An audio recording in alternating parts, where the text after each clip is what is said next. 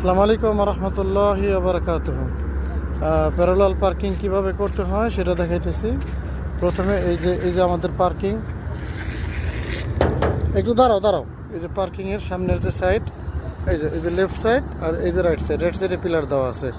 এখন এই পিলারের বরাবর থাকবে টায়ার, মানে টায়ার থেকে পিলার থাকবে পিছনে, টায়ার একটু সামনে থাকবে। এভাবে প্রথমে দাঁড় করাতে হবে এবং গাড়িটা থাকবে সোজা এবং কাছাকাছি থাকবে আইল্যান্ডের।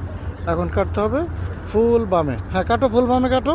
আসো ব্যাগে আসো, হ্যাঁ ব্যাগে আসো। হ্যাঁ এখন গাড়িটা ব্যাগে আসবে। ব্যাগে আসলে এই সাইডে যে দুইটা পিলার থাকে, এই পিলারের রাইট সাইডের যেটা ওই যে লাস্টের ওইটা দেখবে, এই ড্রাইভারের প্যাসেঞ্জার সাইডের যে গ্লাস আছে ওইটাই, ওই যে গ্লাসটা দেখাচ্ছে, ওই গ্লাসে ওই প্যাসেঞ্জারের গ্লাসটা দেখবে। তারপরে সে ফুল লেফটে কেটে পিছনে আসতে হবে। ব্যাস, ফুল রাইটে কেটে ফুল লেফটে কেটে সামনে যাও। হ্যাঁ এখন ফুল লেফটে কেটে সামনে যেতে হবে। আসো, বাস ফুল রাইটে কেটে পিছনে আসো এখন। যদি পার্কিংটা একটু ছোটো করে দেওয়া হয়েছে, এখানে যদি একটু কঠিনভাবে শেখানো হয় তাহলে মরলে হয়তো একটু কষ্টটা কম হবে। ব্যাস এখন ফুল লেফট সামনে যাও। বিশেষ করে এতবার কাটা লাগে না আমাদের। বাস সোজা হয়ে গেছে, স্টারিং সোজা করো, একটু পিছনে আসো। হ্যাঁ একটু পিছনে আসো,